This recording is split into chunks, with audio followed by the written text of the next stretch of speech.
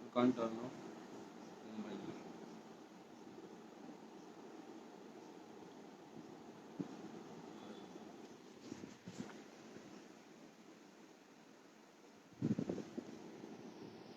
तुम्हाला दिसत आहेत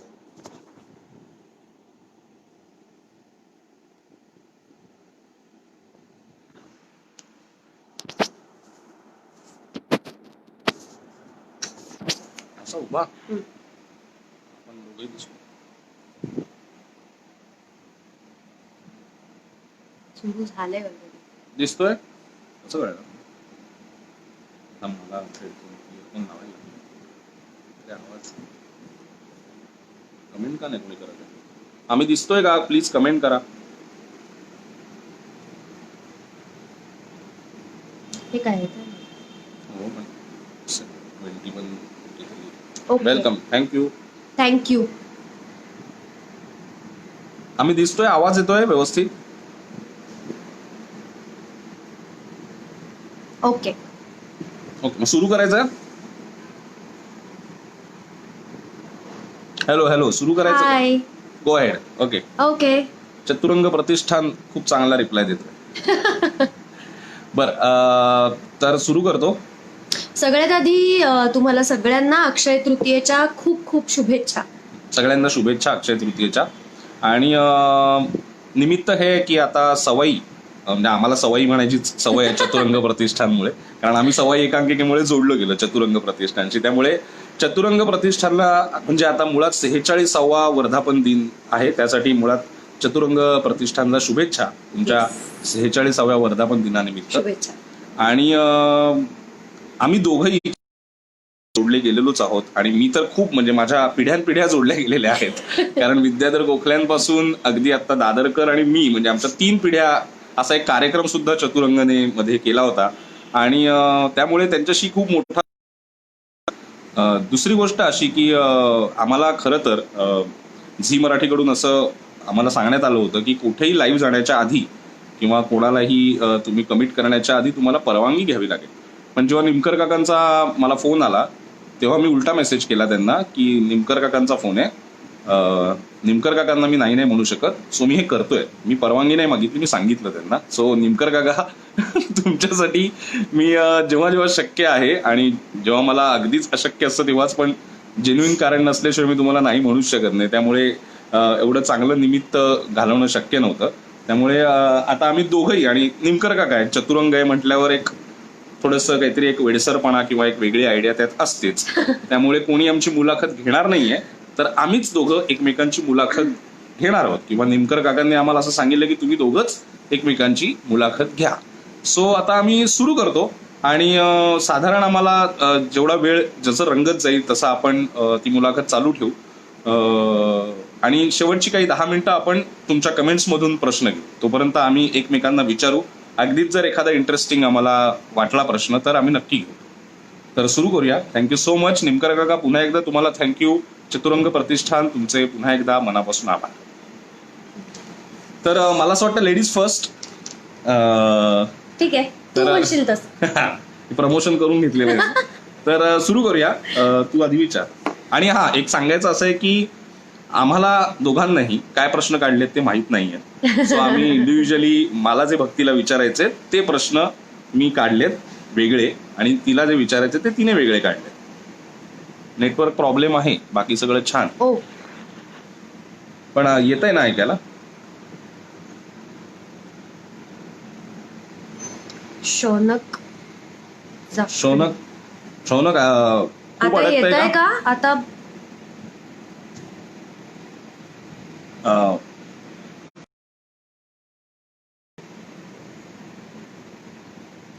निमकर काका कसे आहात? नीता पुराणिक विचारतायत.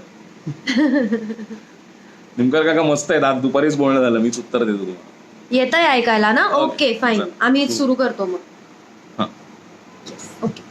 सो तर आम्हाला प्रश्न माहित नाहीये, त्यामुळे मुलाखत ऑब्व्हियसली उत्स्फूर्त असणार आहे.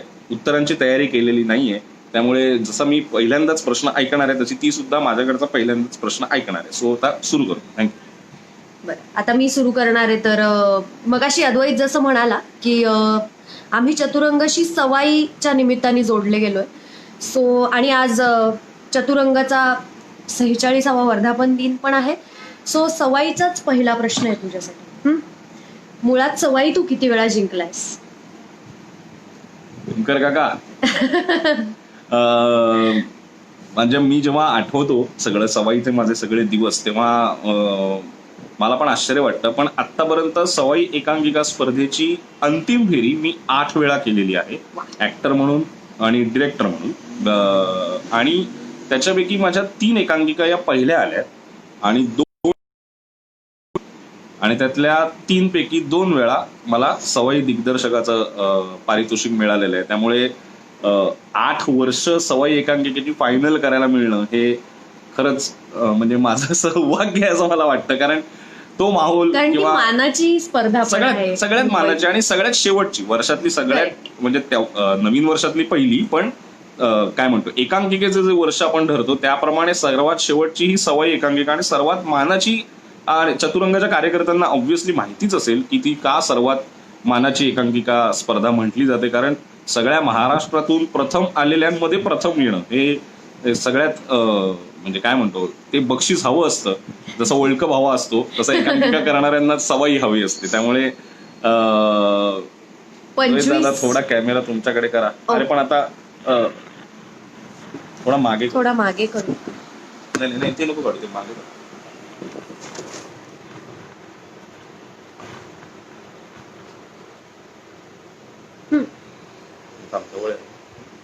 हा ओके.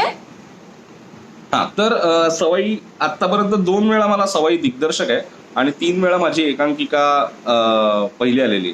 विद्याधर नेमकर, हे तुझं रेकॉर्ड आहे रे. हो बघा ना, असावं म्हणजे. मला बाकी इतिहास तुम्हालाच माहिती सवाई एकांकिका स्पर्धेचा, मला इतिहास पूर्ण माहिती 25 जानेवारीची रात्र म्हणजे फार उत्साहाची आणि फार कमालीची आणि टेन्शन असं सगळं त्याच्यात मिक्स असतं सगळं त्या रात्री. आणि प्रजासत्ताक दिन झोपण्यात जातो असं एक आमचं रुटीन असायचं ते. पण मला असं वाटतं दीपक राजाध्यक्ष हा सर्वात तरुण सवाई दिग्दर्शक आहे असं माझ्या माहितीत आहे. दीपकने पण 2दा मला वाटतं सवाई दिग्दर्शक आहे असं माझ्या माहितीत आहे. पण मला निमकर काकांना एक्झॅक्टली माहिती असेल तो इतिहास काय आहे. पण मला असं मृगाचा पाऊस या एकांकिकेसाठी आणि हाफ पॅन्ट या एकांकिकेसाठी मला सवाई दिग्दर्शन होतं. आणि रिश्ता वही सोच नाही, ज्यात आम्ही दोघांनी एकत्र काम केलं होतं, ती एकांकिका पहिली आली. त्यात सवाई अभिनेत्री होतं पण सवाई दिग्दर्शक नव्हतं, पण एकांकिका पहिली आली होती. त्यामुळे 3 वेळा माझी एकांकिका पहिली आली आहे आणि 2 वेळा सवाई दिग्दर्शक आहे आणि एकूण 8 वेळा मी सवाई अंतिम फेरीचा अनुभव घेतलेला आहे. त्यामुळे पण आता तू 8 वेळा तू एवढे वर्ष करतोय सवाई, तर काहीतरी अशी एखादी कमाल मुवमेंट असेल ना, ती सांग ना. अशी एक लक्षात राहणारी अशी एक मोमेंट सवाईची. मला वाटतं रिश्ता वही सोच रहीचीच आहे. आता तो जो अनुभव असतो ना तो कसा येतो ते मला सांगायला आवडेल. कारण कसं असतं, आम्ही जेव्हा एकांकिका स्पर्धा करत असतो तेव्हा प्रत्येक स्पर्धेला आम्ही त्याच्यात त्या एकांकिकेत हळूहळू सुधारणा होत जाते. INT ला ती एकांकिका कशी असते, मग ती मृगजळ वेळा कशी होते, मग ती रिस्पॉन्स प्रमाणे आणि जसे परफॉर्मन्स वाढत जातात तशी ती वेगवेगळी होत जाते. आणि सवाईसाठी मी दरवर्षी मी बघितलेलं आहे, म्हणजे ऍक्टर म्हणून पण आणि दिग्दर्शक म्हणून पण सवाईसाठी काहीतरी आपण स्पेशल एक डिझाईन करतो की आता सवाई आहे त्यामुळे आपण अजून काहीतरी करूया, एडिटिंग करूया, इथे म्युझिक ऍड करूया, काही पंचेस ऍड करूया, किंवा हा भाग जरासा पेसी करूया, किंवा इथे जरा अजून काय करता येईल, किंवा अजून सिम्बॉलिझम, डिरेक्टर दिसेल वगैरे, लाईट्सचा इफेक्ट, असं काहीतरी जेणेकरून ती सवाई ती ट्रॉफी आम्हाला मिळाली पाहिजे, असं एक सवाईसाठी स्पेशल तयारी. पण रिश्ता वही सोच नाही ही एकांकिका, तो म्हणजे आता 8 वर्षाचा अनुभवच असेल तो कदाचित, मला आठवतंय. आणि तेव्हा भक्ती आणि आमच्या मुलाचं काम करणारा ओंकार राऊत, म्हणजे मी वडील, ही आई आणि मुलाचं काम करणारा ओंकार राऊत, अशी ती एकांकिका होती. आणि सवाई अंतिम फेरीचा प्रयोग. आणि हे दोघं सुद्धा म्हणजे आम्ही तिघही एकत्र रुपारेल कॉलेजमध्येच होतो. मी जेव्हा दिग्दर्शक होतो तेव्हा हे दोघंही नट म्हणून काम करत होते. त्यामुळे सवाई म्हटल्यावर ह्या हातबीत धरून यस, कॉन्सन्ट्रेशन, एनर्जी वगैरे असं सगळं सुरू केलं एकदम आहे. आणि मला आठवतंय तो 8 वर्षाचा अनुभव. कारण आग्र्याहून सुटका नावाची एकांकिका मला आठवते की आम्ही खूप मॉब ऍड केला, सवाईसाठी मॉब ऍड केला, अजून काही इफेक्ट्स ऍड केले, आणि ती एकांकिका उलट फसली. म्हणजे त्या मॉबमुळे मेन कॅरेक्टर्सवरचं कॉन्सन्ट्रेशन गेलं आणि ती एकांकिका उलट अजून लेंदी झाली. असे अनेक अनुभव माझ्या पाठीशी होते. त्यामुळे मी या दोघांना एवढंच सांगितलं की सवाईसाठी स्पेशल काहीही करू नका, कारण त्या एकांकिकेची गंमत अशी होती की व्यावसायिक नाटकासारखी ती एकांकिका आहे. ती जेवढी उत्स्फूर्त वाटेल, जेवढी ती लाईट वाटेल, जेवढी ती लोकांना कनेक्ट होईल, तेवढी त्या एकांकिकेची गंमत होती. त्यामुळे स्पर्धेची एनर्जी, एक स्पर्धेचा प्रयोग असा जर मुद्दाम केला असता तर तो प्रयोग कदाचित फसू शकला असता. त्यामुळे मला सगळ्यात म्हणजे तो 8 वर्षाचा जो अनुभव असतो तो म्हणतात, तो मी या दोघांना सांगितलं की काही करू नका, रिलॅक्स, बिंदास, टेन्शनच घ्यायचं नाही, सवाईसाठी स्पेशल काही करायचं नाही. मला याच्यावरून एक आठवतंय, सवाईच्या फायनलच्या आधी मला एक जागा सुचली होती आणि तेव्हा तू असं म्हणाला होतास की आता सवाई आली आहे तर तुला ही जागा सुचतीये, एवढे दिवस आपण ही एकांकिका करतोय, प्रयोग करतोय, तुला तेव्हा नाही सुचलं. तर सवाई आहे म्हटल्यानंतर आपण खूप डोकं चालवतो काहीतरी, जसा हा म्हणाला की काहीतरी आपण नाही करायला पाहिजे, काहीतरी वेगळं, काहीतरी चांगलं करायला पाहिजे ह्या नादात ते ती जागा सुचली. सवाईची तालीम पण वेगळी होते. सवाईसाठीची तालीम ही जरा जास्त कॉन्सन्ट्रेशनने होते, काय माहित नाही, कारण तोपर्यंत आणि ऑब्व्हियसली ते पण एकांकिका पूर्ण बसलेली असते, आपण नवीन जागा शोधत असतो आणि सवाईसाठी स्पेशल पण करत असतो. पण मला असं वाटतं त्या दिवशी आम्ही तो स्पेशल प्रयोग नाही केला, खूप रिलॅक्स आणि अजिबात दडपण घेतलं नाही सवाई फायनलचं. आमच्या घरच्या माणसांमध्ये आपलं एक गॅदरिंग आहे आणि घरच्या माणसांसमोर प्रयोग करतोय, इतक्या लाईटली तो प्रयोग केला आणि त्याचा जो रिस्पॉन्स होता तो मला असं वाटतं आतापर्यंतच्या सर्व स्पर्धांमधला सगळ्यात बेस्ट रिस्पॉन्स हा सवाई एकांकिका स्पर्धेचा होता आणि रिश्ताबाई सोचली एकांकिका पहिली सुद्धा आली. सो मला असं वाटतं हा सगळ्यात मोठा अनुभव सवाई एकांकिकेच्या 8 वर्षांनी मला दिला असा. आता मी प्रश्न विचारतो. आता आमचे पिढ्यानपिढ्या ऋणानुबंध आहेत चतुरंगशी. सो तुझा चतुरंगशी पहिलं नातं किंवा तुझी पहिली एकांकिका किंवा तुझा अर्थात एकांकिका स्पर्धेतूनच झाला असणार तुझा संबंध. त्या दिवाळी पहाटला तुझा कार्यक्रम नसेलच केला चतुरंग गाण्याचा कार्यक्रम वगैरे केला असेल तर माहित नाही, थोडी आत आहे तू कट होते. तर मला सांग तुझी कुठली पहिली एकांकिका किंवा तुला इतर स्पर्धा आणि सवाई एकांकिका स्पर्धा यातल्या वातावरणात किंवा तुझा अनुभव काय, पहिला अनुभव काय सवाईचा? मी 11वीत होते आणि ऑफकोर्स तू डिरेक्ट केलेली एकांकिका होती तीच ती दिवाळी. तेव्हा 11वीत असतानाच पहिल्यांदा मी सवाई केली आणि पहिल्यांदा चतुरंगशी माझा संबंध. म्हणजे तुला हे तरी माहिती होतं का ही रात्रभर चालते स्पर्धा? मला फर्स्ट राऊंड मला आठवते, तेव्हा फर्स्ट राऊंड झाली आणि मला फायनलच्या वेळेला असं कळलं की 1 मिनिट, ही आता रात्रभर चालणार आहे स्पर्धा. त्यामुळे मला आठवतंय की सगळे सिनियर्स सांगत होते की आज झोपून घ्या, आज दुपारी झोपून घ्या वगैरे. आणि म्हणजे दुपारी झोपण्याचा कधी काही संबंधच येत नाही, तर रात्रभर जागायचंय वगैरे. पण थोडंसं टेन्शन आलं होतं पहिल्यांदा की एवढे सगळे, कारण सगळे सिनियर्स असे सगळे खूप जरा ह्याच्यात होते, जोशात होते की आता सवाईचा प्रयोग आहे. त्यामुळे आम्ही पण जर थोडंसं टेन्शन आलं होतं की काय नाही असं वाटतंय वगैरे. पण तो अनुभव फार कमाल होता, कारण मला आठवते ती दिवाळीमध्ये एकतर 30 लोक होती, 18 मेन पात्र आणि बाकीचा मॉब. त्यामुळे 30च्या 30 जण आणि प्लस आमचे जे बॅकस्टेज वाले वगैरे सगळे होते, सगळं मिळून एक 50 मुलं वगैरे आम्ही होतो तेव्हा ती दिवाळीला. त्यामुळे तो माहोलच वेगळा होता आणि त्यात ती रात्र आम्ही जागवली आणि मला फारच मजा आली त्या वर्षीची, मला व्यवस्थित आठवते. Okay, thank you. आणि रितेश गायकवाड मला म्हणतायत ओव्हर ऍक्टिंग कमी करत जा. नक्की तुमच्या ऍक्टिंगचे क्लासेस मी जॉईन करेन, तुम्ही जर सुरू केलेत तर मला नक्की सांगा. थँक्यू. विद्याधर काका म्हणतायत मस्त गुगली टाकलीस बघ तिला दिवाळी. हा, आता तुझा प्रश्न. ओके, आता तू मगाशी जसं म्हणालास की सवाईमध्ये पण तुला डिरेक्टर म्हणून. माझा प्रश्न आहे ना? नाही, तुझं झाला की सारखं काय. तुला डिरेक्टर म्हणूनही बक्षीस मिळालंय, ऍक्टर म्हणून बक्षीस नाही मिळालेलं नाही, रायटर म्हणून अजूनही.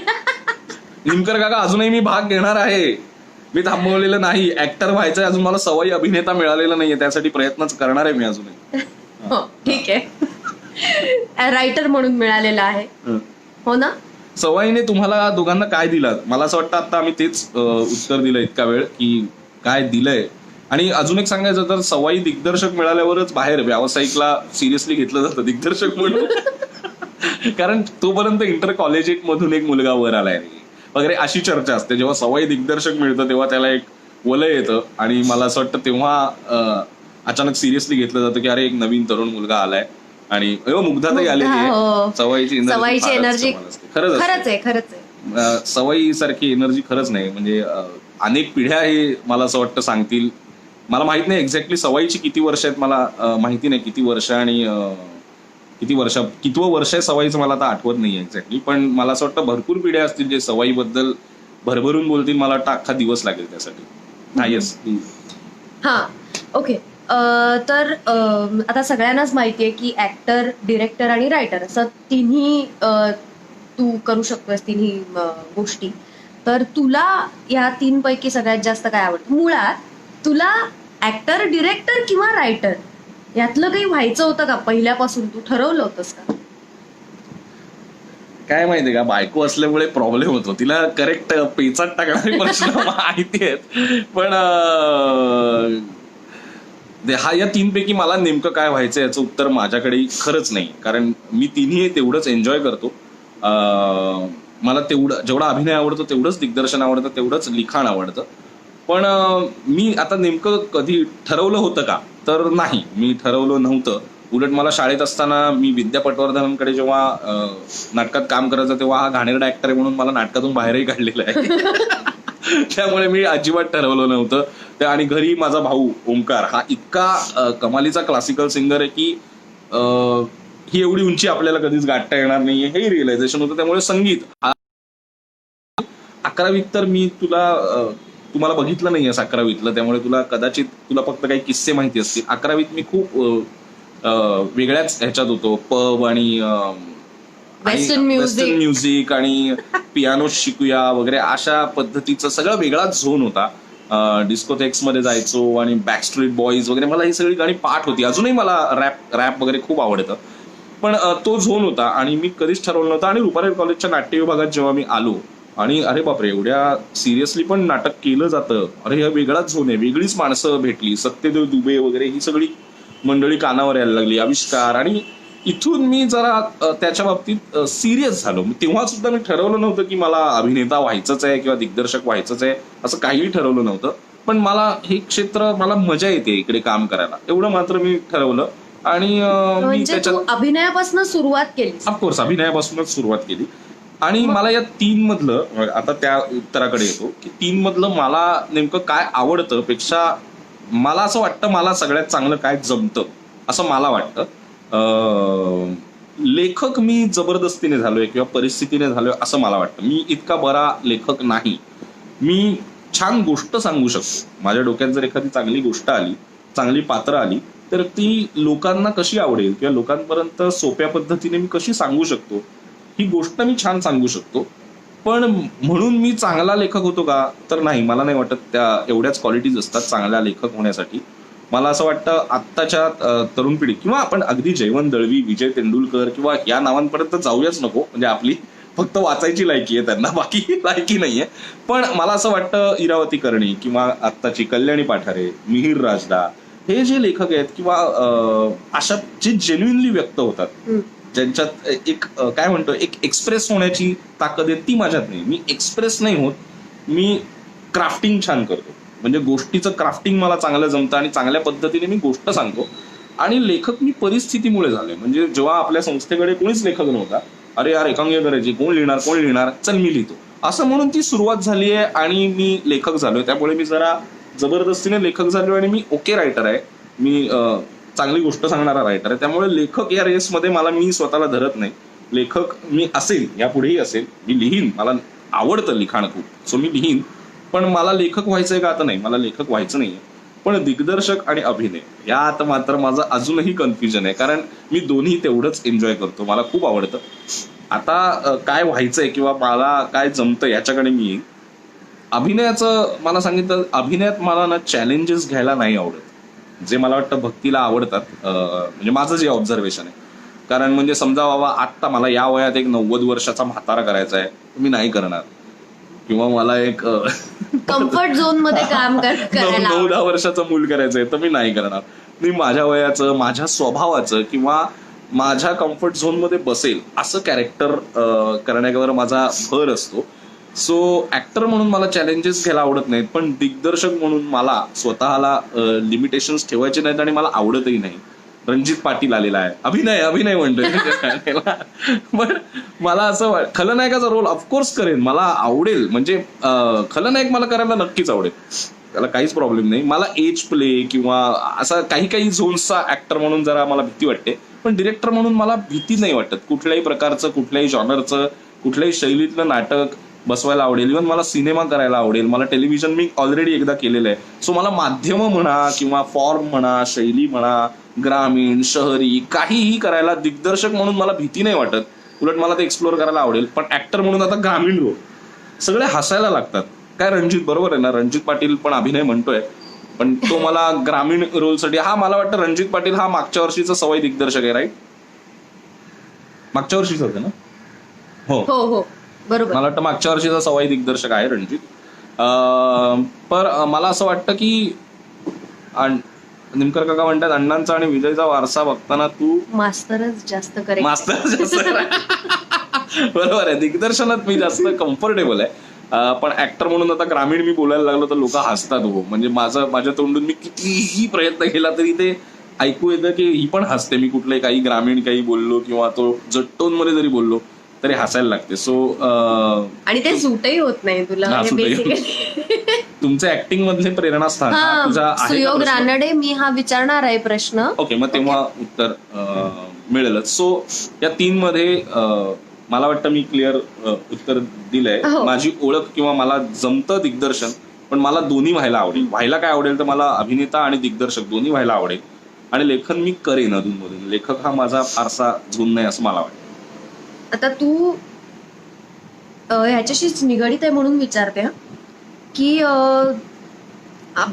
काय तोच कंटिन्यू करायचा का? मी नाही विचारायचं आता मध्ये विचार, पण त्याच्याशी निगडीत आहे म्हणून मी विचारते, बाकी काही नाही. तू लेखकाचं उत्तर दिलंस की तू लेखक, ऍक्सिडेंटल लेखक आहेस असं तू म्हणालास. मग डिरेक्शन आणि ऍक्टिंग ही तू शिकलायस, म्हणजे तू MTA केलायस हे मला माहितीच आहे. पण तुला कोणाकडे बघून किंवा जसं त्यांनी इंद्रायणी दीक्षित मी विचारलं येतो तुमच्याकडे. चांगला प्रश्न आहे, मी सांगतो त्याचं उत्तर. इव्हन प्रथमेश तांबे पण तेच विचारतायत. मी सांगतो, रणजित पाटील हा ग्रामीण म्हणून हसतोय. सॉरी, तू घे ना त्याला ग्रामीण एकांकिके रणजित पाटील. तू कंटिन्यू.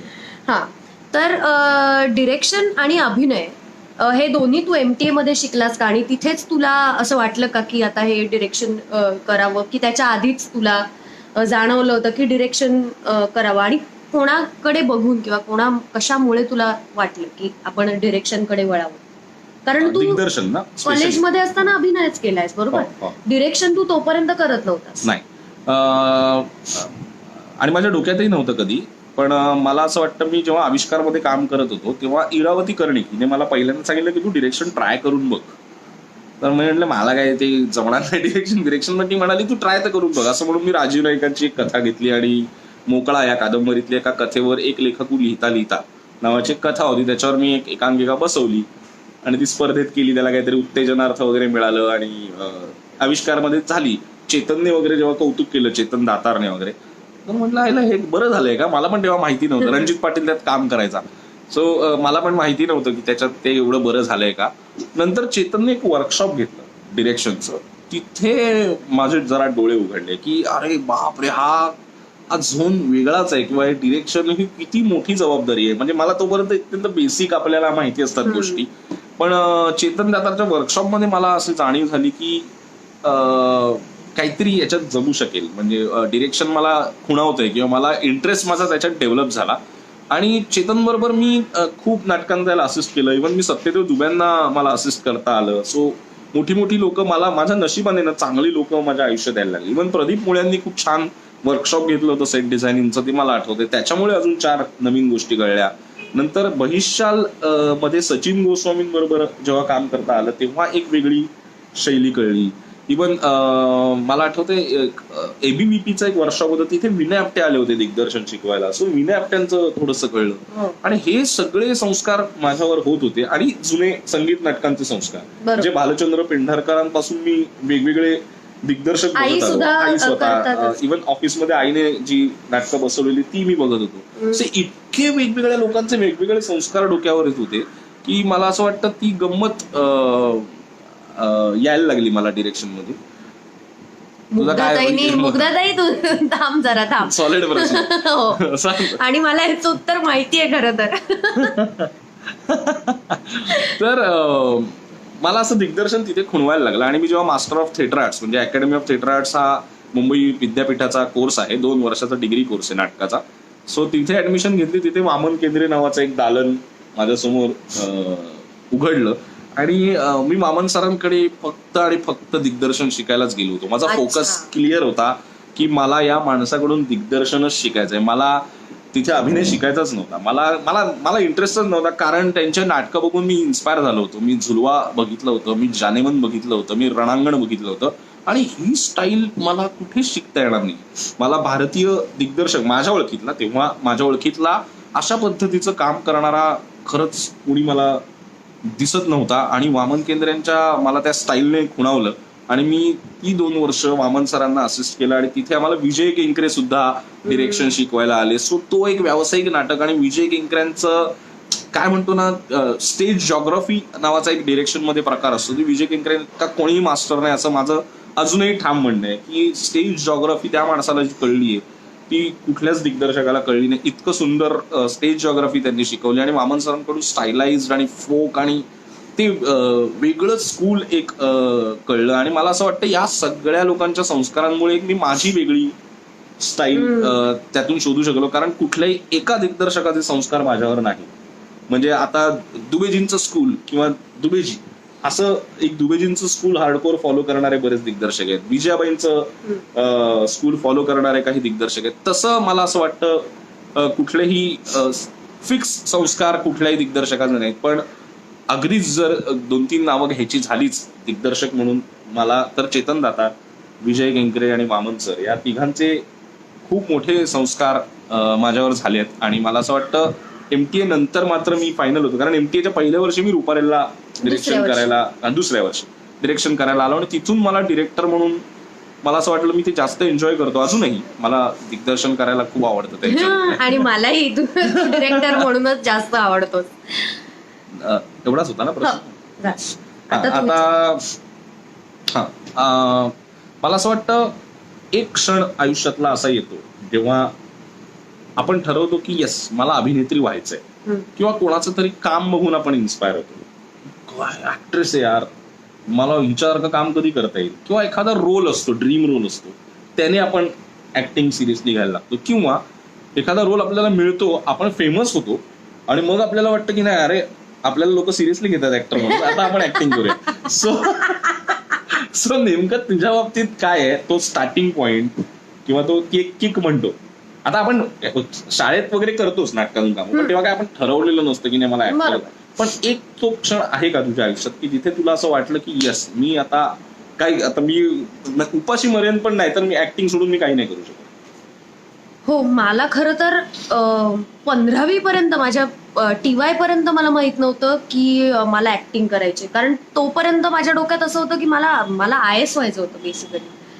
तर तोपर्यंत मी सिरियसली घेतलं नव्हतं. खरं तर एक छंद म्हणून मी करत होते फक्त कॉलेजमध्ये वगैरे असताना. पण 15वीत TYला असताना मी एकांकिका स्पर्धा केल्या नाहीत ते 1 वर्ष. आणि ते 1 वर्ष मी फक्त स्पर्धा बघायला येत होते सगळीकडे.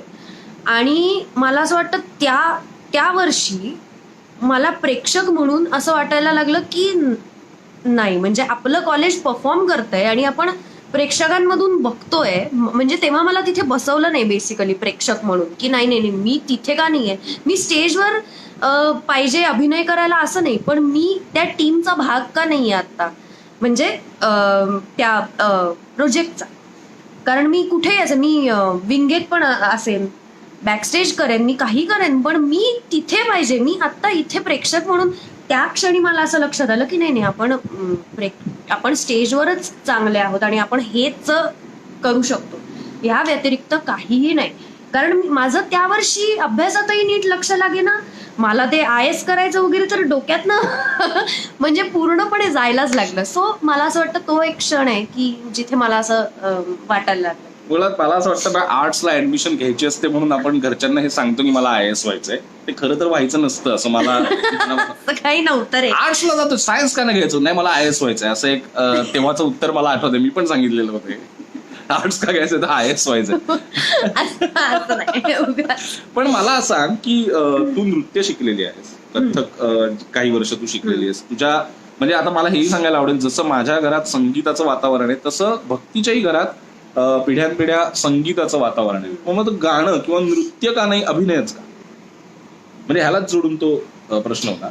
नाही, म्हणजे ह्याचं उत्तर अगदी सोपं आहे. जसं तू मगाशी म्हणालास की मी कॉलेजमध्ये आल्या आल्या माझ्या मैत्रिणींनी, मला खरं तर हेही माहित नव्हतं की नाटकाचा ग्रुप वगैरे असतो, माझ्या मैत्रिणींनी मला नेलं नाटकाच्या ग्रुपमध्ये. नाहीतर मी खरं तर डान्सच्या ग्रुपमध्ये जॉईन होणार होते, पण ते न होता मी नाटकाच्या ग्रुपला जॉईन झाले आणि मी तिथेच रमले. आणि मी नंतर पाहिलंच नाही डान्सकडे किंवा गाणं ऍक्च्युली माझं थोडंसं असं झालंय की मी माझ्या बाबांकडून आणि आईकडून सगळीकडून सगळे गातात, माझ्या आजूबाजूचे सगळे लोक. आणि त्यामुळे पैज लावली होतीस तेच करणार म्हणून रणजित पाटील बोलतोय. कोणी? भक्तीने?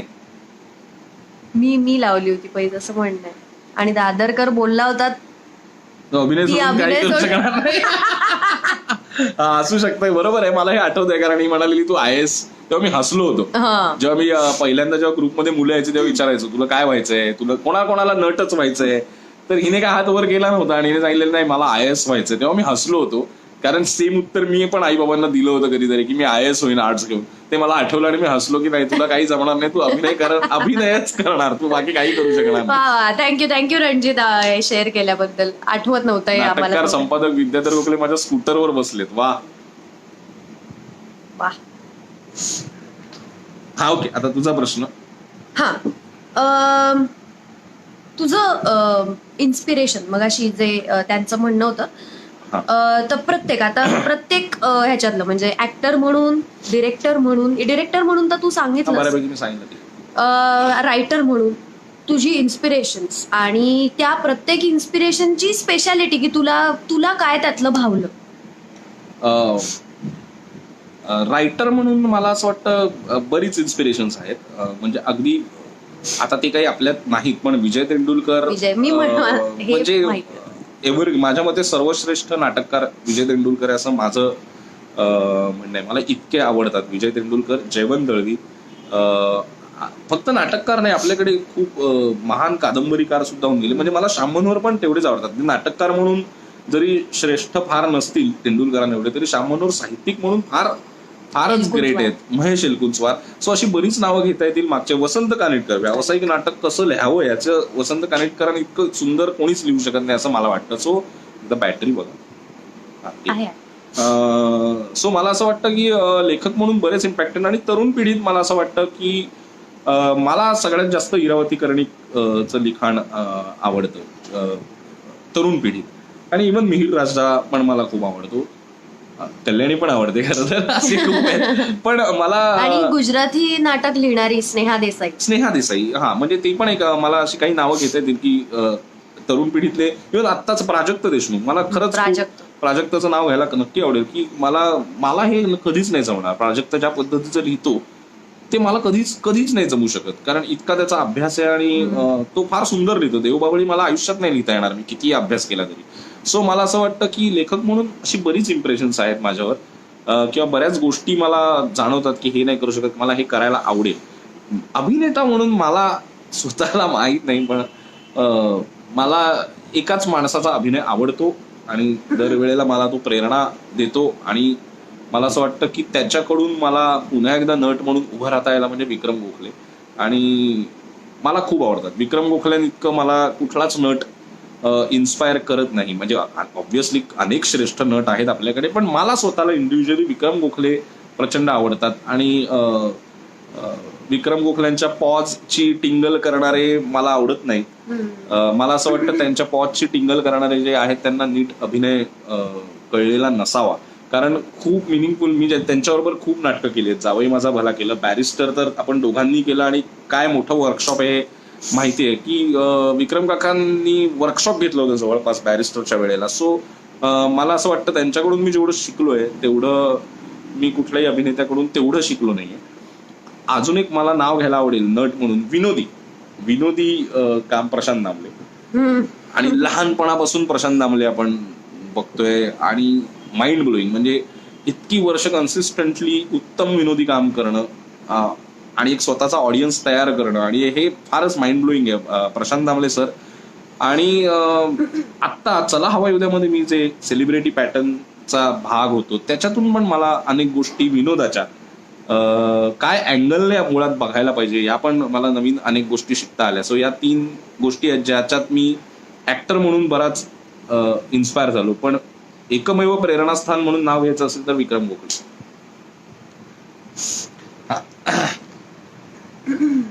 आता सेम फक्त प्रेरणास्थान नाही, तुझी आवडती अभिनेत्री जुन्या पिढीतली आणि तरुण पिढीतली अशी दोन्ही तुला अभिनेत्री, स्त्री कलाकार, तुझी आवडती अभिनेत्री कोणीही आणि आत्ताच्या पिढीतली किंवा तुझी कंटेम्पररी पण असू शकते किंवा आत्ताच्या पिढीतली तरुण पिढीतली आवडती अभिनेत्री आणि ती का, याचं कारणही.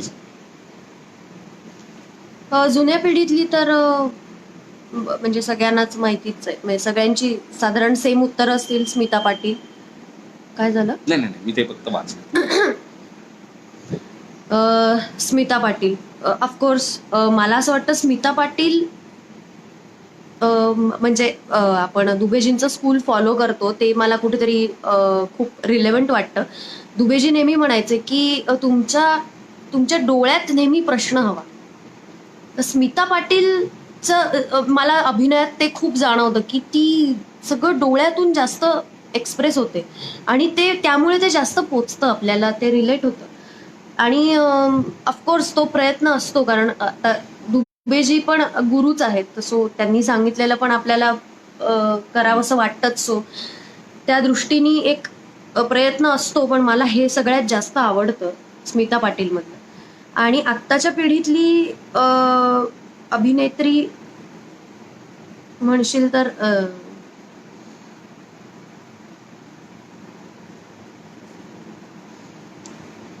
खरं तर बऱ्याच आहेत, म्हणजे तसं बघायला गेलं तर. पण बऱ्याच असतील, चांगल्या आहेत. पण म्हणजे आता ऋतुजा बागवे आहे माझी, सगळ्यात काय म्हणू आपण, एक लाडकी असते ना, बायस्ड असतो आपण जरा तिच्या बाबतीत, तशी आरती मोरे.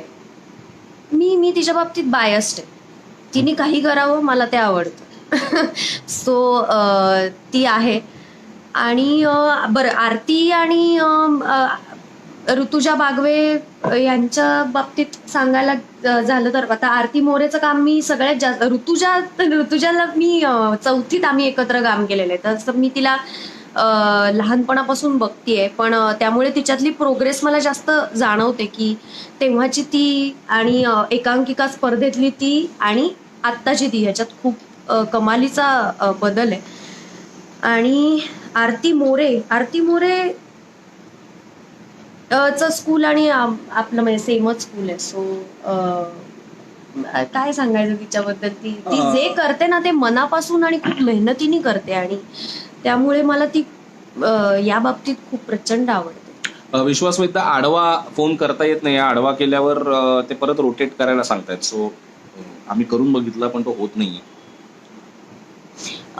केतन कुंटे आणि मगाशी प्रथमेश, तुम्ही खूप छान प्रश्न विचारताय. पण प्रॉब्लेम असा आहे की आता जर आम्ही आमचे प्रश्न घेतोय, तुमचे प्रश्न आम्ही प्लीज परत विचारा. इव्हन मुग्धाताई पण मगाशी विचारत होती. मुग्धाताईचा एक प्रश्न तो तुझ्या लिस्टमध्ये असेल तर मी आता उत्तर देत नाही, तर देतो. तो चांगला होता. एकांकिका स्पर्धेत कॉलेजच्या मुलांकडून अभिनय करून घेणं आणि व्यावसायिक कलावंतांकडून अभिनय करून घेणं दिग्दर्शक म्हणून, यात काय फरक आहे? हा खूप खरंच चांगला प्रश्न आहे एखाद्या दिग्दर्शकाला. आहे का तो? नाहीये.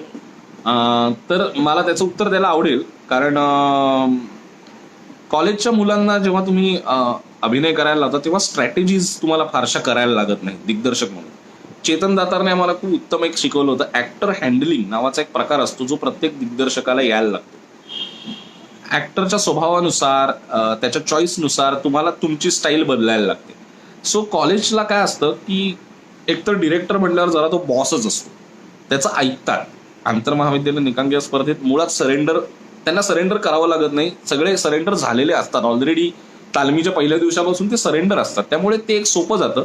फक्त तुम्हाला त्यांचे स्वभाव लक्षात घ्यायला लागतात, चॉईस लक्षात घ्यायला लागतात.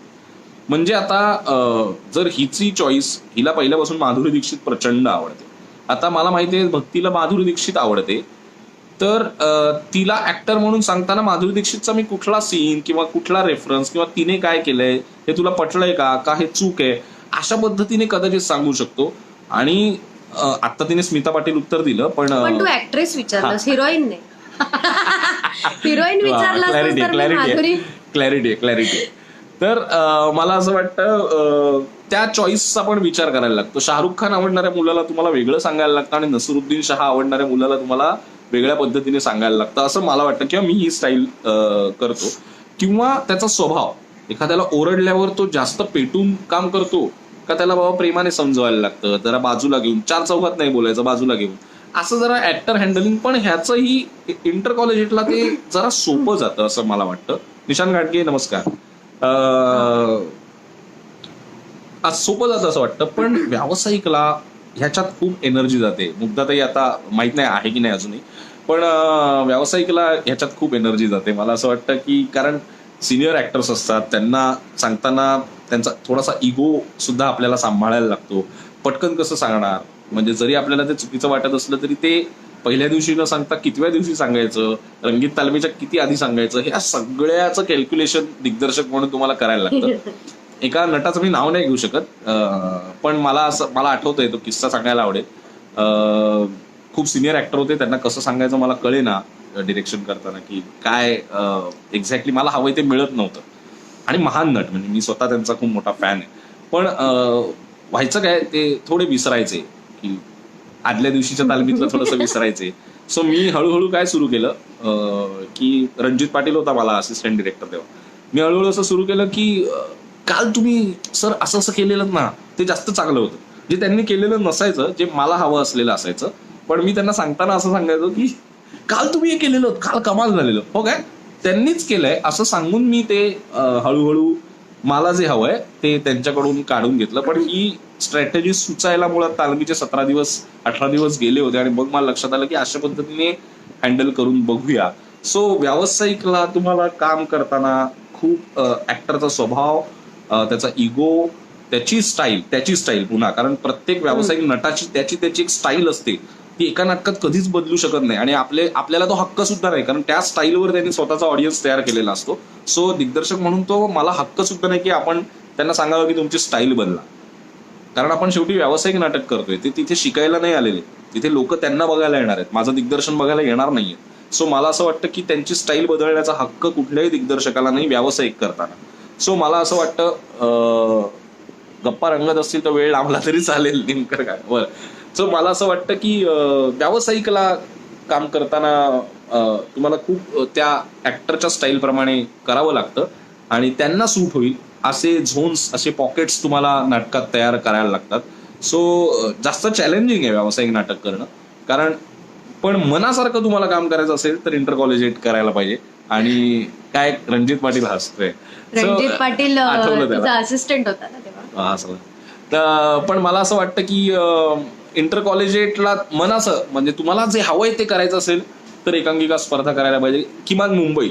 कारण मुंबईतलं प्रायोगिक नाटक आता जवळपास संपल्यात जमाय असं मला वाटतं. म्हणजे आविष्कार एकमेव संस्था आहे जी करते काम, अजून छोट्या मोठ्या संस्था आहेत, नाही असं नाही, पण मुंबईचं एकूण आयुष्य, प्रवास, ट्रॅफिक, आर्थिक बाजू, सगळ्या दृष्टीने विचार करता स्पर्धात्मक रंगभूमी हीच आता प्रायोगिक रंगभूमी झाली आहे. सो तुम्हाला जर काही एक्सपेरिमेंट करायचं असेल तर इंटर कॉलेजेटला पर्याय नाही. आणि व्यावसायिक नाटक हे ऑल टुगेदर एक वेगळं चॅलेंज आहे दिग्दर्शक म्हणून. सो तेही त्याची एक गंमत वेगळी आहे. सो मला असं वाटतं मुग्धाताईचं उत्तर मी दिलंय. आता माझं आहे का अँकरिंगचा एक्सपिरियन्स? हो. आपण शेवटच्या 10 मिनिटात हे प्रश्न घेऊया का? दोघांनाही जे असतील ते तुम्ही, युवा डान्सिंग क्वीन वगैरे सगळं आपण बोलू, काहीच प्रॉब्लेम नाही. एकदा आमचे प्रश्न संपले की आम्ही तुमचे घेतो. हा, मग चल मग एक एक प्रश्न घेऊया. मग हवं असेल तर तुमचे घ्या, चालेल? हो, मग एकच घ्यायचंय का? हा, कसं ठीक आहे, चल. ओके, मला मी आता 2 घेईन. ओके, मला माझे पण दोन घेऊ का मी घे ना पटकन? हा, छोटी छोटी छोटी उत्तर उत्तर दे. ओके, 3 मीडियम मध्ये काम केलेलं आहेस तू. थिएटर, सिरियल्स, टेलिव्हिजन आणि फिल्म मध्ये film. फार नाही केलंय हा, पण आता छोटं वेब मोठं. सिरीज पण हा, केली web series. बरोबर. तर 3 मीडियम बद्दल तुला काय वाटतं की त्यातली कुठली स्पेशालिटी आवडते प्रत्येक मीडियम बद्दलची, त्यातले काय डिफरन्स पण काय म्हणून ऍक्टर म्हणून, Act- डिरेक्टर म्हणून, तू ऍक्टर म्हणून ओव्हरऑल एक थिएटरलाच तू फक्त त्यातल्या त्यात डिरेक्शन आणि टेलिव्हिजनला एकदाच केलंयस बरोबर. सो ऍक्टर म्हणून तुला जास्त एक्सपिरियन्स आहे तिन्ही मीडियम्सचा. मला असं वाटतं ह्याच्यावरचं नसरुद्दीन शहाने जे उत्तर दिलंय ना ते सगळ्यात बेस्ट उत्तर आहे. आणि माझं प्रत्येक ऍक्टरला हे सांगणं आहे की नसरुद्दीन शहाने खूप छान उत्तर दिलंय की फिल्म ही तुम्ही जे आहात त्याच्यापेक्षा मोठं दाखवते, टेलिव्हिजन हे तुम्ही जे आहात त्याच्यापेक्षा छोटं दाखवते, आणि नाटक ही गोष्ट अशी आहे जे तुम्ही आहात तसंच्या तसं तुम्हाला दाखवते. सो माध्यम कुठलंही असो तुम्हाला तेवढंच खरं करायचंय, तसंच करायचंय. आता त्यातल्या टेक्निकॅलिटीज ज्या गोष्टी आहेत त्या अत्यंत तुम्हाला अनुभवाने कळणार आहेत. मला असं वाटत नाही की अभिनय वेगवेगळा करायला लागतो, मी त्याच्या विरोधात आहे. असं जे बोलतात नाटक आहे रे लाऊड कर शेवटच्या रांगेपर्यंत, नाही करायला लागत. ते दिवस गेले आता, असं माझं म्हणणं आहे की अजिबात नाटक आहे म्हणून लाऊड करायचं, टेलिव्हिजनला जरा कमी आवाजात बोलायचं, असं काही नाहीये. तिथे तो साऊंडवाला असतो, तुम्ही जर तुमचं प्रोजेक्शन मध्ये बोललात तो त्याच्याप्रमाणे व्यवस्थित हँडल करतो. हा, आता फक्त तुमचा शॉट आहे तो एवढाच आहे, नाटकात तुम्ही फुल दिसताय. सो बॉडी लँग्वेज मध्ये तुमच्या खूप मोठा बॉडी लँग्वेज आणि मला असं वाटतं पाठांतर. हा, पाठांतर ऑब्विसली रिटेक नसतो. सो पाठांतर म्हणजे आता त्यासाठी रिहर्सल असतेच, त्यामुळे तो काही म्हणजे तो बेसिक आहे पाठांतर. पण मला असं वाटतं की नाही, फारसा काही ऍक्टर म्हणून उलट फरक करू नये. तुम्ही जर नॅचरल ऍक्टर असाल, तुम्ही जर खरं करत असाल तर तुम्ही कुठल्याही माध्यमात तसंच करावं. ऑब्व्हियसली डिरेक्टर सांगेल तुम्हाला जर नाही बाबा जरा कमी कर, इथे जरा लाऊड कर, तर त्याप्रमाणे तुम्ही करावं. पण मी तरी माध्यमानुसार माझा अभिनय बदलत नाही. मी जसा नाटकात करतो तसाच टेलिव्हिजनला करतो आणि तसाच फिल्ममध्ये करतो किंवा तसाच वेब सिरीजला करतो. सो माझा ऑब्व्हियसली कॅरेक्टर प्रमाणे तुमचा स्वर आणि हे बदलतो, पण काय म्हणतो पॅटर्न ऍक्टिंगचा माझा तोच असतो. मी काही खरं करणे, अभिनय न करणे, जे विक्रम गोखलेंनी आपल्याला शिकवले, अभिनय न करणे हाच अभिनय असं मला वाटतं. सो अभिनय न करणे हेच मी तिन्ही माध्यमात करतो ऍक्टर म्हणून. डिरेक्टर म्हणून मात्र ऑब्व्हियसली खूप फरक आहे आणि त्याच्याबद्दल बोलण्याचा आत्ता मला तेवढा अनुभव नाही. सो या प्रश्नाचं उत्तर मी आत्ता देऊ शकत नाही, कदाचित 10 वर्षांनी देऊ शकतो.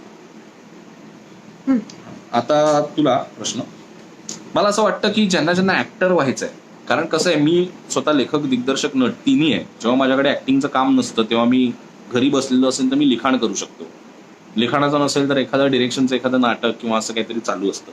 पण जे फक्त ऍक्टर असतात त्यांच्या बाबतीत प्रश्न पडतो की फक्त ऍक्टर असणं हे तुमच्या हातात कसं काम येणं हे तुमच्या हातातच नाही. म्हणजे जेव्हा मी लेखक असेल तर मी काम नसेल तरी मी माझं काहीतरी लिहून तयार केलं आणि मी जाऊन अप्रोच झालो, बरोबर होऊ शकतं. बरोबर. पण जो नट आहे, फक्त नट आहे, त्याला काम येण्याची वाट बघावी लागते असं मला वाटतं नेहमी. की कोणीतरी मला, कारण तोपर्यंत ऍक्टर काही करू शकत नाही घरात बसून. बरोबर, फोटो पोस्ट करणे, स्वतःच्या फिटनेसकडे लक्ष देणे, तेही आत्ताच झालं. हा म्हणजे ह्याच्यावर तुम्ही काही करू शकत नाही. बरोबर, काय म्हणतो टच मध्ये राहण्यासाठी बरोबर. लोकांच्या. सो मला असं वाटतं जेव्हा फक्त ऍक्टर असतो तेव्हा प्रत्येक ऍक्टरच्या आयुष्यात असा पिरियड येतो की कामच नाही. आता मी प्रेग्नन्सीची वर्ष काढून टाकतो. प्रेग्नन्सी हे त्याला काही पर्याय नसतो, बरोबर. पण विदाऊट ते तुम्ही सगळं तुमचं आहे, तुमचं एखादं काम चालू होतं तर ते बंद झालं आणि पुढचं काम येण्याच्या मधला पिरियड जेव्हा तुमच्याकडे काहीही काम नाहीये, कोणाचा फोन येत नाहीये, अननोन नंबर आला की असं वाटतं की आता रे कामाचा फोन आला म्हणून आपण उचलतो, पण तो कामाचा नसतो. हा जो पिरियड आहे त्याच्यात तुला फ्रस्ट्रेशन येतं का, आणि हो येत असेल तर तू ते कसं हँडल करतेस? सुरुवातीला आता कसं आहे, एखादं प्रोजेक्ट संपल्यानंतर पुढच्या प्रोजेक्टचं काही माहीत नसतं, तेव्हा सुरुवातीला काही काळ सुट्टीसारखा वाटतो की अरे वा वा वा छान, आता आपल्याला सुट्टी मिळाली. त्याच्यात काही काळ जातो, थोड्या दिवसांनंतर जेव्हा यायला लागतं आणि फ्रस्ट्रेशन हे यायलाच पाहिजे, कारण मला असं वाटतं की ते खूप गरजेचं असतं. पुढच्या कामात तुम्ही तेवढं जास्त मनापासून काम करता जेव्हा पुढचं प्रोजेक्ट मिळतं, असं मला वाटतं. आणि दुसरी गोष्ट, आता तू म्हणाला असं झालं, सुरुवात केली तेव्हा माझ्याकडे बॅक टू बॅक प्रोजेक्ट्स होते. माझ्याकडे मला असा काळच नाही गेला लग्नापर्यंत की लग्नानंतरही ऍक्च्युली प्रेग्नन्सीपर्यंत मला असा काळच नाही गेला की जिथे मी घरी आहे आणि मला फ्रस्ट्रेशन आलं. फ्रस्ट्रेशन यायच्या आधीच मला काहीतरी प्रोजेक्ट मिळत होतं. म्हणजे सुट्टीचा काळ गेला, मी जसं म्हटलं की प्रोजेक्ट जो नंतर हवा असतो जो हवा असतो आपल्याला, एक आपला आपला वेळ, तर तेवढा वेळ गेलेला आहे. पण फ्रस्ट्रेशन आलं नाही, ते प्रेग्नन्सी नंतर आलं. आणि जेव्हा माझ्याकडे एक माझं बाळ होतं आणि तेव्हा मला काही फरकच पडला नाही. आणि मला असं वाटतं की आत्ता या लॉकडाऊनमध्ये त्यामुळेच असं होतं की हे वाटत नाहीये की हे लॉकडाऊन आहे आणि आपल्या म्हणून त्याचं फ्रस्ट्रेशन येत नाहीये बेसिकली, जेव्हा काम नाही. म्हणजे घरातल्यांबरोबर, कारण हा येतो, मला असं वाटतं प्रत्येक ऍक्टरला हीच जाणीव होत असेल आता लॉकडाऊनमध्ये की फक्त आता माझं नाटक चालू आहे सो त्याच्याबद्दल मला वाईट वाटतंच, पण हा पिरियड प्रत्येक ऍक्टरच्या आयुष्यात येऊन गेल्यामुळे हा लॉकडाऊन मध्ये अजिबात फ्रस्ट्रेशन येत नाही. जेव्हा डोंबिवलीमध्ये आले होते एका नाणे मिळाले होते. अच्छा अच्छा. सो मला असं वाटतं फ्रस्ट्रेशन साठी माझ्याकडे जागा नाहीये सध्या तरी. आणि कारण मीरा आहे आपल्याकडे, सो प्रश्नच येत नाही फ्रस्ट्रेशनचा. मग ते आहे, म्हणजे घरात तुमचा वेळ कसा जातो ते कळत नाही. पण आता Yes. ती किती समजूतदार आहे. तिला सांगितलंय आम्ही लाईव्ह तिथे बसलोय, बाहेर यायचं नाही तर बिचारी आतल्या खोलीत. हो, मग अशी केतन कुंटे आय गेस म्हणत होते की मीरा कुठे आहे, गोंडस मीरा. तर आम्ही तिला गोंडस मीराला आतमध्ये ठेवलंय, तिला सांगितलंय की येऊ नकोस म्हणून ती येत नाही. ओके, आता मी विचारू. हा. मला असं एखादं प्रोजेक्ट सांग ज्याच्याबद्दल तुला हळहळ वाटते. दोन्ही, हा, केल्यामुळे पण आणि गेल्यामुळे पण. अशी कुठली प्रोजेक्ट की जे केल्यामुळे तुला असं होतं की अरे यार मी हे का केलं, आणि एखादा असं प्रोजेक्ट की अरे यार हे जायला नाही बापरे, पाहिजे. नाव लाईव्हला असं नाव घेणं म्हणजे कोणापुढे काय जाईल. पण anyway, ठीक आहे, काय फरक नाही. पण कॅरेक्टरचं नाव असेल एखादं. नाही, कॅरेक्टरचं नाव पण आठवत नाहीये असं काम होतं. ऍक्टिंगचा प्रोजेक्ट होता का? ऍक्टिंग होता. एक झी मराठीची सिरियल होती. अरे यार नाव नाही आठवत.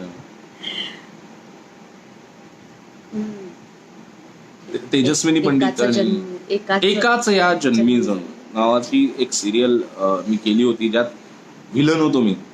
आणि मी त्याच मुळे गेलो होतो की मला व्हिलन करायचं आहे. येस, मला व्हिलन मिळाला, खाऱ्या डोळ्यांचा वापर करेन वगैरे वगैरे, असं मी एक्साइटमेंटने गेलो.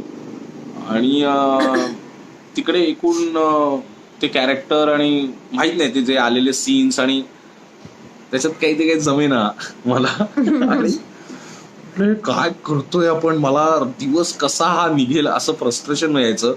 आणि श्रेया बुगडेचा बॉयफ्रेंड होतो मी त्यात, एवढंच मला आठवतंय. तो रोल होता.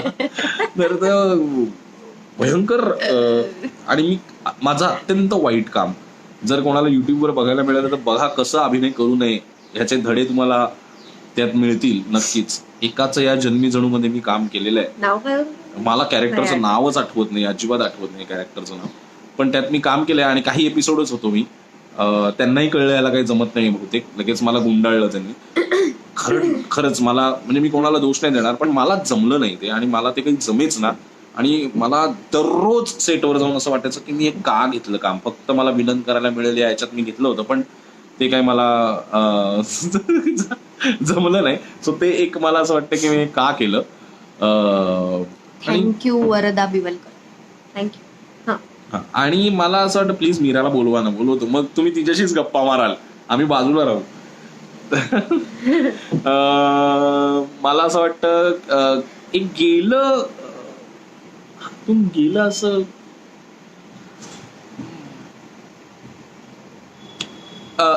आत्ता एक मला असं वाटतं एक, पण अर्थात त्याला मी कारण नाहीये, त्यांचा डिसिजन झाला होता. सो 2 गोष्टी माझ्या हातून चांगल्या गेल्या. मला वाटतं ती आली आता सिरीज, एक इम्तियाज अलीची शी नावाची सिरीज आहे.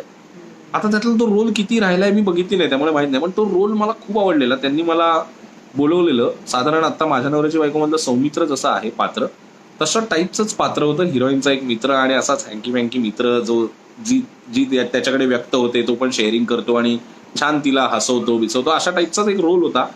सो तो, आणि मला 3दा 4दा त्यांनी विचारलं की म्हणजे, आणि डायरेक्ट विदाऊट ऑडिशन मला तो रोल मिळत होता. फक्त लुक टेस्टला या आणि माझ्या नवऱ्याच्या बायकोच्या तारखांमुळे ते जुळतच नव्हतं. तो एक आता माहित नाही मला वेबसिरीजमध्ये तो कुठला रोल आहे किंवा ते बघितल्याशिवाय मला कळणार नाही तो कितपत आहे, काय लेंथ आहे, मला काहीच माहित नव्हतं, पण तो चांगला रोल होता. सो तेव्हा मला असं झालेलं की यार, इम्तियाज अली आणि असा डिरेक्टर, एक वेबसिरीज, हा अनुभव काय कमाल असेल. सो तो एक मला असं वाटतं हळहळ आहे की तो रोल माझा गेला. आणि आता एक फिल्म, नितीन नंदनची एक फिल्म येते मला वाटतं, त्याचं शूटिंग पूर्ण झालंय की नाही माहित नाही. त्यात त्यांनी ज्या रोलसाठी बोलवलेलं तो रोल मला खरंच खूप आवडला होता. म्हणजे मला मनापासून तो रोल आवडला होता.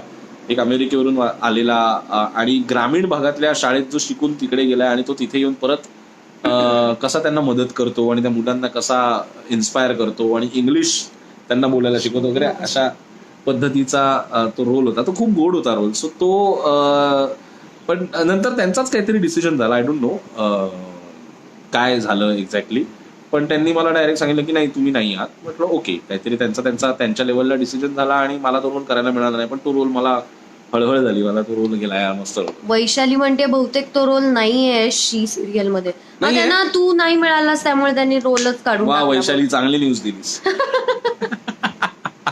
नसेल तर चांगलं आहे, पण अशा टाईपचा रोल त्यांनी ऑफर केला होता. एनिवे, तर असे हळहळ आणि का केलं असे दोन्ही आहेत. आता शेवटचा प्रश्न मी घेतो भक्तीसाठी. मीरा मीरा मीरा सगळेजण विचारतायत. सो मला असं वाटतं की कुठल्याही अभिनेत्रीच्या आयुष्यात एक टप्पा असा येतो, प्रेग्नन्सी, बिफोर प्रेग्नन्सी आणि आफ्टर प्रेग्नन्सी, ही दोन वेगवेगळी करिअर असतात प्रत्येक. आणि ज्यातून तू, जिने हिरोईन केलं किंवा जिचं इंट्रोडक्शन हिरोईन म्हणून झालेलं आहे, कशाला उद्याची बात किंवा अरुंधती, अमर प्रेम, अशा सगळ्या मालिकांमध्ये तू लीड हिरोईन म्हणून काम केलेलं आहेस, किंवा तुझी व्यावसायिक नाटकं सुद्धा त्यात तू हिरोईन म्हणून काम केलं आहेस. आता तू म्हणशील त्याच्यामध्ये परत आहेस हिरोईन, असं नाही म्हणत, पण आफ्टर प्रेग्नन्सी, मीराच्या जन्मानंतर माणूस म्हणून आणि अभिनेत्री म्हणून तुझ्यात काही फरक झालाय, किंवा तू आता एकूण करिअरकडे कशा पद्धतीने बघतेस? मी मगाशी म्हटलं तसं की प्रेग्नन्सी पर्यंत असं कधी झालं नव्हतं की फ्रस्ट्रेशनचा पिरियड आलाय माझ्या आयुष्यात, जो मला आफ्टर प्रेग्नन्सी आला. आणि ते होणारच होतं ऍक्च्युली, त्याच्यासाठी मी प्रिपेअर्ड होते. मला शून्यापासून सुरुवात करायला लागणार होती. ऑफकोर्स आता तू म्हणालास तसं माणूस म्हणून पेशन्स प्रचंड वाढलेत. पेशन्स आणि मॅच्युरिटी ऑफकोर्स, कारण 2 वर्ष जवळपास मध्ये गेली. आणि त्यात आई झाल्यानंतरचं एक वेगळी मॅच्युरिटी येते, वेगळा रोलच आपल्याला प्ले करायला लागतो. सो ती मॅच्युरिटी. आणि दुसरी गोष्ट म्हणजे मीराचा इनोसन्स बघून आता मी खूप ट्राय करते की ते अप्लाय करायला, की किमान त्यातलं काही थोडंसं तिच्यासारखे डोळे ठेवता आले एखाद्या क्षणी, एखाद्या मोमेंटसाठी, तरी ते खूप महत्वाचं असतं असं मला वाटतं. जे माझ्यात झालंय चेंज असं मला वाटतं, किंवा व्हावेत. नाही, प्रश्नच नाही. कारण मला असं वाटतं लहान मूल सगळ्यात चांगला अभिनय करतं आणि ती जी जेन्युनिटी जर प्रत्येक नटाला पकडता आली तर खरंच खूप मजा असते. आता तुझा काही शेवटचा प्रश्न असेल तर घेऊ, नाहीतर आपण नाही हेच घेऊया ना आता आपण प्रश्न. मला असं वाटतं तुम्ही मगाशी जे काही त्यातले चांगले प्रश्न, थँक्यू ऋषिकेश मराठे.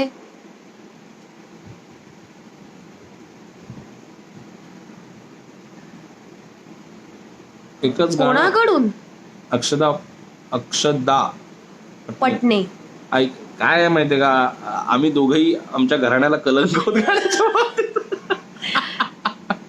दोघांच्याही घरात गाणं आहे, पण आम्ही नाही होत फार बरे गाणारे, तर उगाच आमचे घरचेही बघत असतील का लाच घालवतोय असं नको त्यांना वाटायला, म्हणून ते गाणं न गायलेलं बरं. निमकर काकांना माहितीये माणिक परवांपासून आमच्या घरात आहेत, कशाला उगाच गळा उघडायला लावताय मला, नको. केतन गुंटे म्हणतोय तुम्हाला आणि मीराला अळीमिळी गुपचिळीमध्ये कार्यक्रमात बघायला मिळाले होते. 1 तास कसा गेला कळला. खऱ्या आयुष्यात तुम्ही कोण आहे? तुम्ही सौमित्र सारखे आहात का? हो हो अक्षरा. हो हो हो सौमित्र हे पात्र अगदीच जवळचं आहे माझ्या. म्हणजे मला असं वाटतं 98% मी सौमित्र सारखा आहे. फक्त तो जो अतिसमजूतदारपणा आत्ताच्या ह्याच्यात जो आलाय, मला असं वाटतं राधिकाशी लग्न झाल्यानंतर जो समजूतदारपणा आलाय ना सौमित्रमध्ये, तो माझ्यात नाहीये. तो तेवढा नाहीये, समजूतदारपणा नाहीये असं नाही की नाही, हो. तेवढाच नाहीये, पण अतिसमजूतदारपणा हा परफेक्ट शब्द मी वापरला. समजूतदारपणा आहे, अतिसमजूतदारपणा नाही. बाकी मी खरंच कम्प्लिटली सौमित्र सारखा आहे. मी तसाच आहे, मी तसाच रिॲक्ट होतो. मी आता जसं बोलतोय तसंच मी तिथे जाऊन फक्त डायलॉग्स बोलतो सौमित्रचे, बाकी काही फरक नाही. आणि त्यांनी मगाशी म्हटलंच आहे की तो कम्फर्ट झोन मधलेच रोल स्वीकारतो. सो तसं आहे. Web series needs censorship. What is your caption? What is your opinion. opinion? Sorry, हं? पटकन दिसलं नाही रे. Web series needs censorship. नाही मला नाही Censorship वाटत. कशाला? माझं तर म्हणणं आहे, उलट वेब सिरीज काय सगळीकडून सेन्सॉरशिप काढा. ज्यांना तसं व्यक्त व्हायचंय तसं व्यक्त होऊ दे. ऑडियन्स हुशार आहे, त्यांना जे पाहायचं ते पाहतील. ज्यांना जे पाहावंसं वाटत नाहीये ते नाही पाहणार. मला वाटतं सेन्सॉरशिपची काही गरज नाहीये आता. खूप छान मॅच्युअर्ड पद्धतीने सगळेजण सांगतात. उलट सेन्सॉरशिप आहे म्हणूनच वेब सिरीजला बोल्ड सीन आणि हे वाढलंय. आता काहीतरी जरासे व्हायलंट आणि बोल्ड सीन आणि शिव्या असतील तर वेब सिरीज, हे सगळं नसेल तर टेलिव्हिजन, असे काहीतरी फालतूचे 2 भाग झालेत. असं काही करायची गरज नाहीये. ते त्याचमुळे झालेत. सेन्सॉरशिप आहे टेलिव्हिजनला म्हणून मला इथे करता येते ना, मग आता मी हे करतो. असं काहीच गरज. कंटेंट महत्वाचं आहे. त्या गोष्टीची जी गरज आहे, त्या गोष्टीची जर गरज असेल बोल्ड सीन आणि शिव्या, तर ते त्या गोष्टीत असाव्याच असं माझं म्हणणं आहे. आणि मला वाटतं की लोकांना ते नसेल बघायचं तर नाही बघणार. सो सेन्सॉरशिप लोकांच्याच हातात असू दे, कोणी एक असायची काहीच गरज नाही. पुढे प्रश्न तुम्हाला आले ऑन असतील. स्क्रीन की ऑफ स्क्रीन काम करायला जास्त आवडतं असं विचारलंय. मला वाटतं ऍक्टर डिरेक्टर दोन्हीचे दिले. उत्तर दिलंय.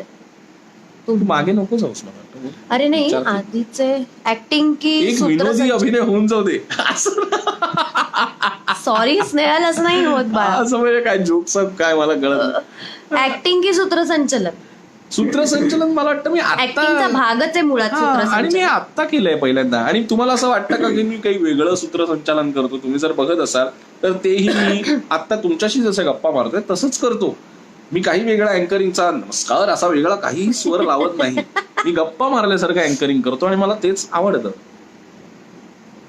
कोणत्या भूमिकेमुळे भक्ती तुला ओळख मिळाली आणि तुला आवडलेली तुझी भूमिका? याचं उत्तर झाल्यावर प्रथमेश तांबे मी देतो तुमचं. मला ओळख मिळाली ती स्टार प्रवाहावरती मी एक पहिली सिरियल केली होती, कशाला उद्याची बात. तर त्याच्यात मी पहिल्यांदा लीड कॅरेक्टर केलं होतं. तेव्हा मला असं वाटतं तेव्हा मला ओळख मिळाली. आणि मला आवडलेली माझी भूमिका ही रिश्तावही सोच नाही मधली मला स्वतःला आवडलेली भूमिका. माझंही दिग्दर्शक म्हणून तेच म्हणणे, परफेक्ट 100% एखादं कॅरेक्टर जमतं तसं तिला ते जमलेलं आहे. दिग्दर्शन करताना त्यात तुमच्यातला अभिनेता डोकावतो का? आधी खूप त्रास किंवा झाला उलट होता. किंवा अभिनय करताना नाही, दिग्दर्शक? आता मला ते दोन्ही सॉर्टेड ठेवता येतं. एक वर्षभर असं होतं, एक फेज अशी होती जेव्हा मला दोन्ही जमत नव्हतं किंवा दिग्दर्शन करायचं तेव्हा मला नाही, दिग्दर्शनात अभिनय कधीच आला नाही, कारण मी करून दाखवत नाही कधीच. समोरच्या नटाला मी कधीच असं कर म्हणून माझं कधीच करून दाखवत नाही. मी त्याचंच प्लस पॉईंट बाहेर काढतो. पण अभिनय करताना दिग्दर्शक डोकवायचा. एक वर्षभर मला तो त्रास झाला की मी आत्ता इथे उभा आहे तर मी जरा मागे जाऊ का, कंपोजिशन कसं दिसेल, समोरचा ऍक्टर खूप लो बोलतोय आता म्हणून मी ओरडायला लागायचो एनर्जी, तर मी पेस वाढवायचो, पेस पडतोय वगैरे, असं माझं खूप झालं. पण पुन्हा मी विक्रम गोखल्यांचं नाव घेईन, विक्रम गोखल्यांबरोबर काम केलं आणि मला या 2 गोष्टी व्यवस्थित वेगळ्या आता ठेवता येतात. जेव्हा मी नट असतो तेव्हा मी अजिबात मला जमतंय ते स्विच ऑफ करतो डिरेक्शन. अगदीच जर डिरेक्टरने सांगितलं जरा इथे तू जरा मला मदत कर रे, तर मी ते ऑन करू शकतो, पण मी नाहीतर ऑफ ठेवतो. मी फक्त माझं काम करतो. सो आता मला ते दोन्ही वेगवेगळं ठेवायला जमतंय. पूनम ताई आहे ही माझी. आताच्या मुद्द्याला अनुसरून एक प्रश्न विचारते तुम्हाला. तुम्ही आधी ऍक्टर निवडता की तुमची भूमिका, आणि मग त्या भूमिकेत कोण बसतंय त्याला सिलेक्ट करता? अच्छा, डिरेक्टर म्हणून. पूनम ताई, डिरेक्टर म्हणून प्रश्न आहे की रायटर म्हणून आहे? रायटर म्हणून सुद्धा आधी ऍक्टर निवडता. प्रत्येक नाटकाच्या बाबतीत वेगवेगळं असतं. आता गोष्ट जशी गमतीच्या बाबतीत वेगळं होतं. आधी आम्ही काम करायचो होतं एकांकिकेत, आणि जेव्हा त्याचं व्यावसायिक नाटक झालं तेव्हा त्याला अनुसरून आम्ही नट निवडले. पण एका लग्नाची पुढची गोष्ट हे आधी प्रशांत दामले ठरला होता. म्हणजे प्रशांत दामल्यांसाठी लिहिलेलं नाटक येते एका लग्नाची पुढची गोष्ट. मी त्यांना डोळ्यासमोर ठेवूनच लिहिलेलं आहे. त्यामुळे आधी ऍक्टर आणि मग भूमिका त्याप्रमाणे डिझाईन केली गेली. सो ते प्रत्येक नाटकाचं वेगवेगळं असतं. जेव्हा तुम्ही एखाद्या मोठ्या सेलिब्रिटी किंवा मोठ्या नटासाठी नाटक लिहिता तेव्हा तुमच्या डोळ्यासमोर तो ऍक्टर असतो ऑलरेडी आणि तसंच तुम्ही त्यांची भूमिका डिझाईन करता.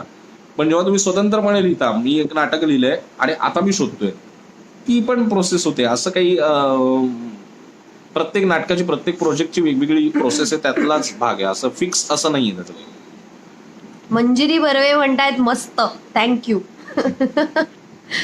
तुम्हाला सर्वांना अक्षय तृतीयेच्या शुभेच्छा. येस. चला हवा उद्याचा अनुभव मला वाटतं मी सांगितला. सेलिब्रिटी पॅटर्नचा मला खरंच खूप उपयोग झाला. उत्स्फूर्तता जी म्हणतो किंवा कुठल्याही गोष्टीतून विनोद कसा, आणि आता असं मला वाटतं हे पण सांगते, लॉकडाऊनच्या आता आपण सगळेजण घरी बसलेलो तेव्हा तुमचा सेन्स ऑफ ह्युमर हा अत्यंत महत्वाचा आहे.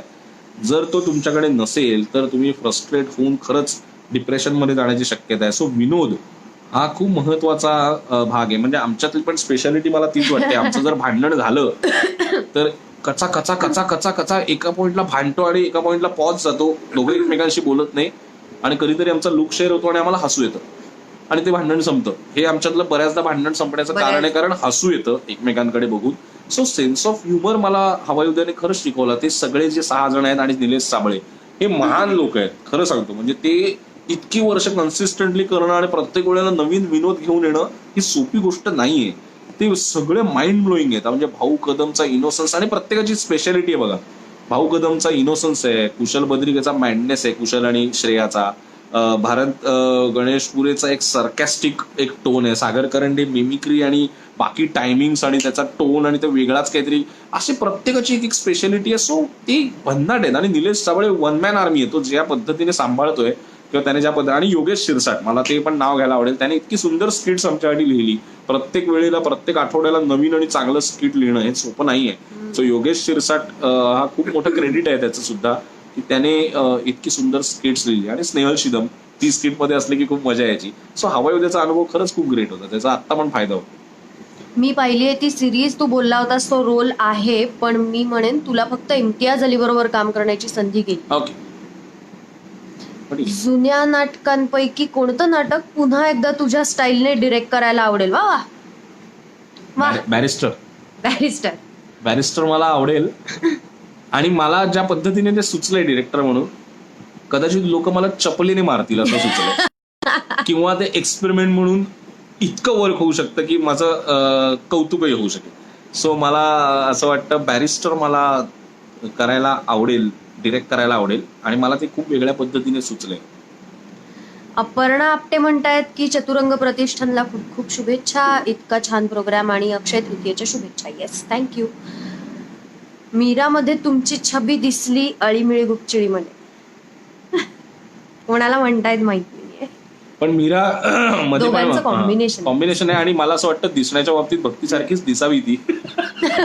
माझ्यासारखी.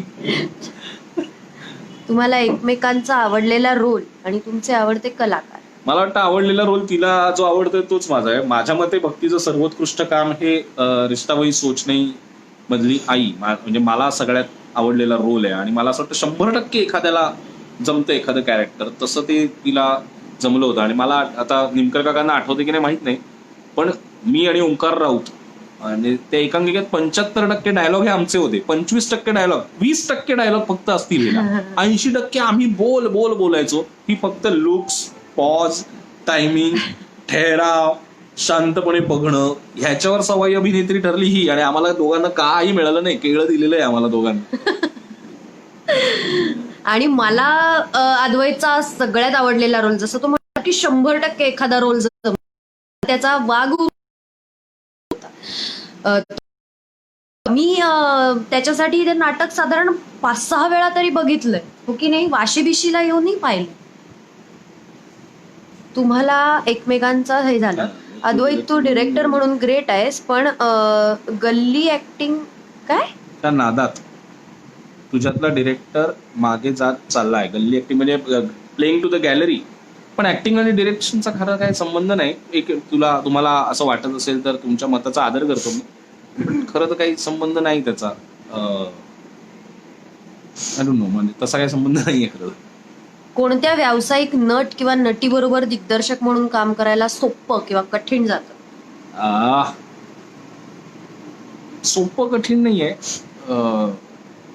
पण मला असं वाटतं मजा येते. प्रशांत दामले किंवा विक्रम गोखले आणि अशोक मामा, प्रभावळकर, ह्या लोकांबरोबर काम करायला मजा येते. म्हणजे ही मला नेहमी सांगते, अरे यार तुला काय जबरा लोकांबरोबर काम करायला मिळतं यार, तू कोण राहिलं रे, आता कोण राहिलं, असं ती विचारते. डिरेक्ट करायचं कोण राहिलं, म्हटलं दिलीप प्रभावळकर राहिले वगैरे, असं आमच्या चर्चा होतात. सो ती गंमत असते, कारण आणि माझी खूप इच्छा आहे की आता नेक्स्ट मोहन जोशींबरोबर यांनी काम करावं म्हणजे दिग्दर्शक म्हणून. मी ऍक्टर म्हणून काम नटसम्राट. केलं नटसम्राट मध्ये. मग अशी कोणीतरी कमेंट पण केली होती की नटसम्राट मधला रोल छान वगैरे. Thank you so much. नटसम्राटचा पण एक मला आवडलेलं काम होता तिचं, आवडलेला रोल होता. कठीण आहे कारण तो करायला, खूप आजच्या काळात कठीण आहे म्हणजे करायला.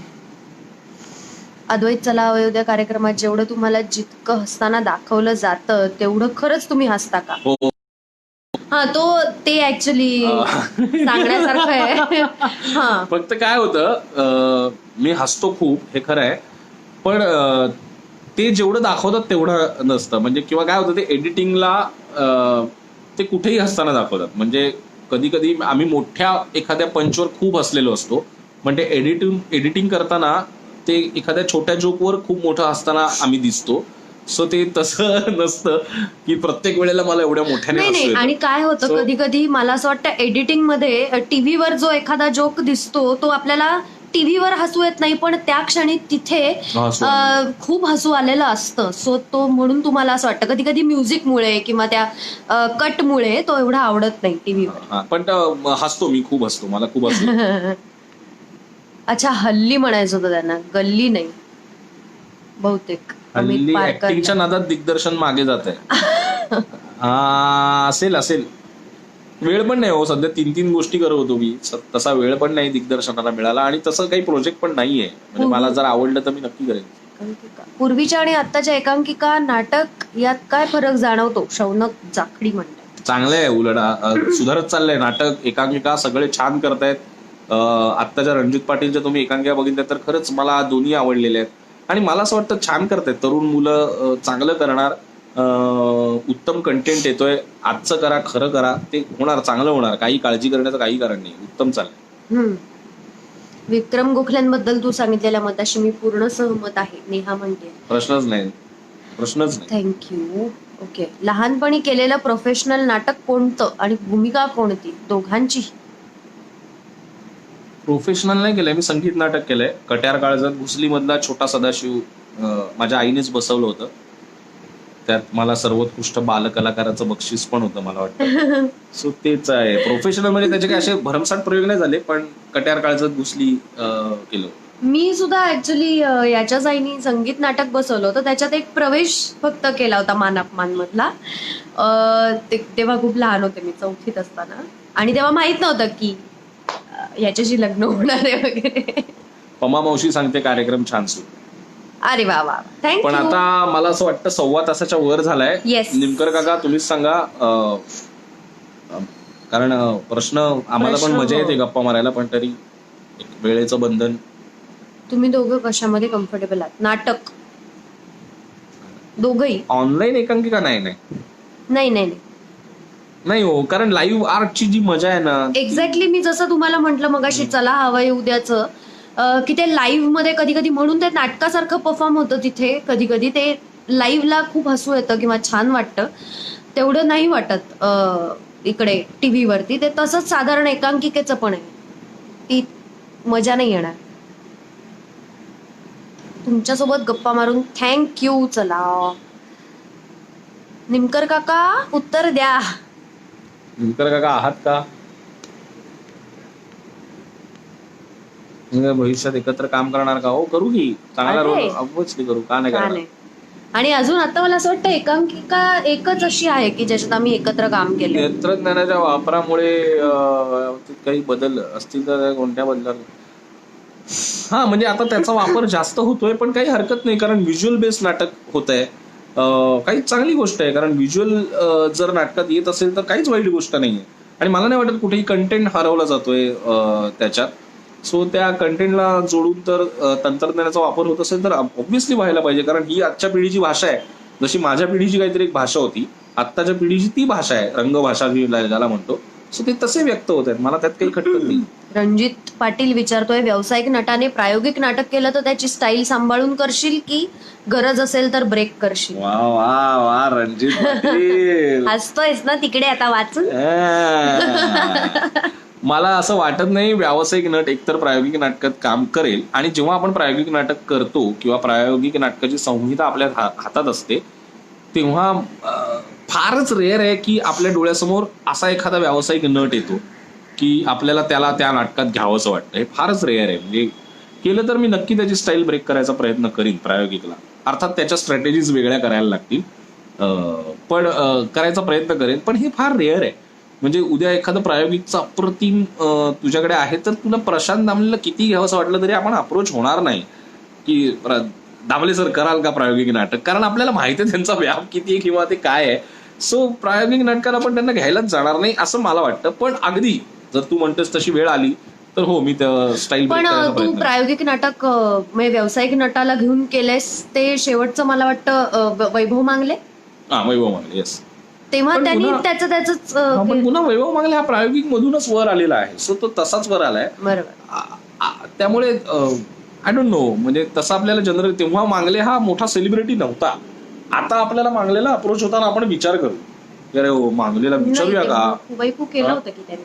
हा, पण तरी असा मोठा वैभवमुळे म्हणजे असा काही मोठा सेलिब्रिटी नव्हता आणि मुळात त्यालाच इंटरेस्ट जास्त होता की करायचं.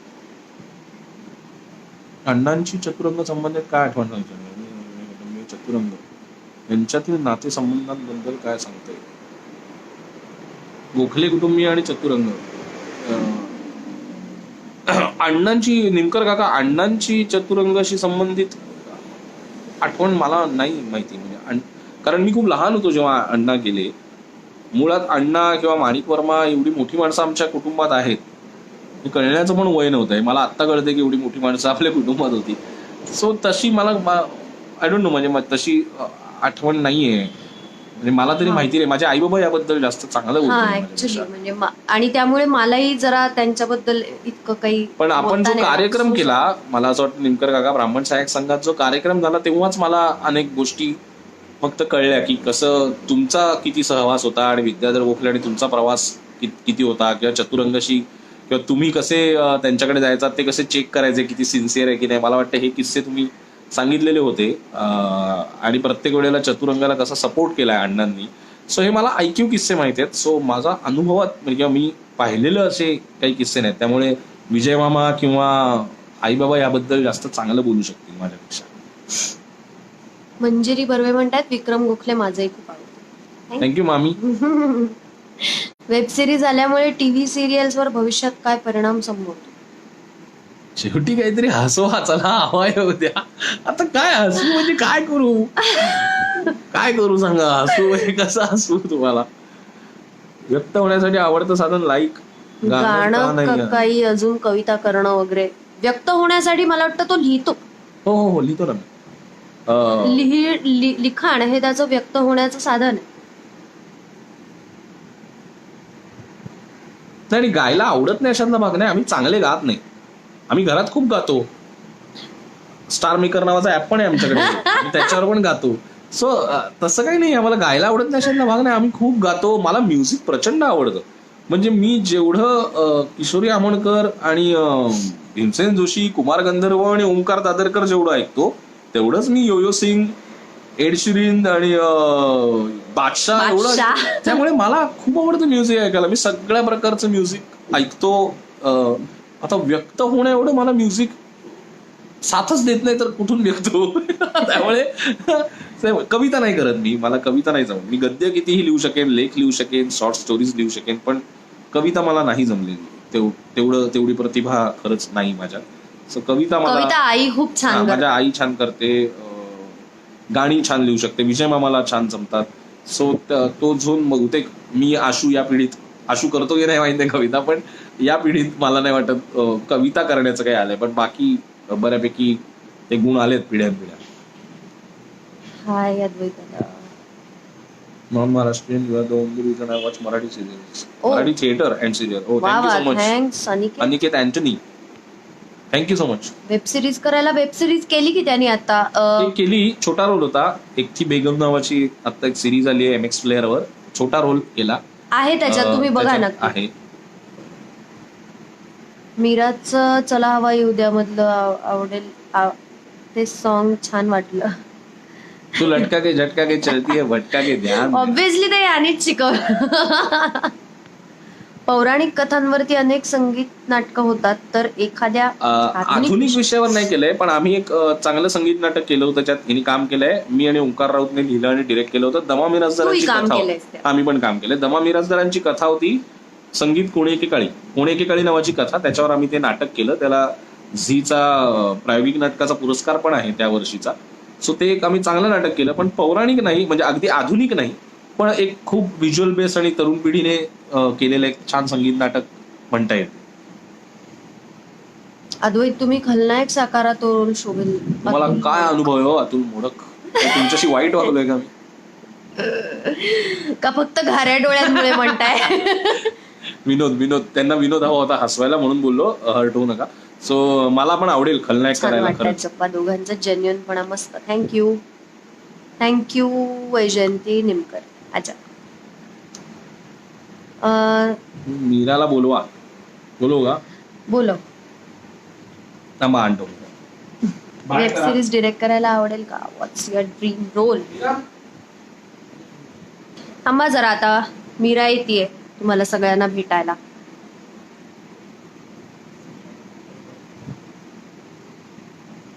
वाऱ्यावरची वरातचा अनुभव कसा होता असं विचारतायत.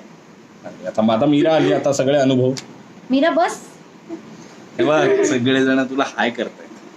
कोण सगळे असं विचारशील, इथे तुला कोणीच दिसणार नाही. बाई सगळे बोलतायत ना, हाय कर. हाय कर. तर ही मीरा बिचारी एवढ्या वेळ बसली होती एकटीच. कंटाळली नाही ना? कंटाळी नाही.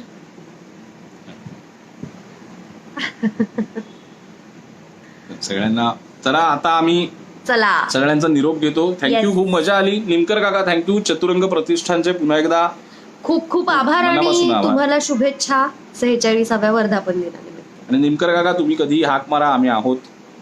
आणि थँक्यू तुम्हाला सगळ्यांना. तुम्ही खूप छान छान प्रश्न विचारलेत आणि इतक्या पेशंटली आमच्या गप्पा ऐकल्यात. खरंच मजा आली. खूप छान प्रश्न आले आणि मजा आली उत्तरं द्यायला. पुन्हा एकदा सगळं रिकलेक्ट होतं त्या निमित्ताने. थांब ग बाय का. सो सगळेजण म्हणतात ते रॅप म्हणून दाखव. तू लटका के झटका के चलती है भटका के. म्हण. मग ती कविता म्हणतेस का? कोरोना कोरोना एकदम. हा म्हण. हा, एक कविता आहे, माझ्या आईने लिहिली आहे ती. आणि मीराचं मनोगत आहे त्यात. मीराचं मनोगत आहे. एकदा मीरा म्हणून दाखव, आपण मग बाय बाय करू. चला. कोरोना कोरोना तू जाणार कधी? आजी आबांना मी भेटणार कधी? आई बाबा घरी तर मजा येते फार, पण मामा मावशी. मामा मावशी सगळ्यांना मिस करते यार. विमानातच जायला तर काकाकडे घरी, पण विमानात उडे ना. काय करू तरी? त्याच खेळणीची खेळू तरी किती? त्याच चित्रांना रंगू तरी किती? देव बाप्पाला सांगितले तू ही आयडिया तू कर. कोरोनाला लाव पडवून जाऊ दे लवकर. Thank you. Bye bye bye bye bye bye. Bye bye. Thank you so much. Thank you. Bye bye. खूप मज्जा आली. थँक्यू. Thank you. थँक्यू. आता ते फिनिश करू.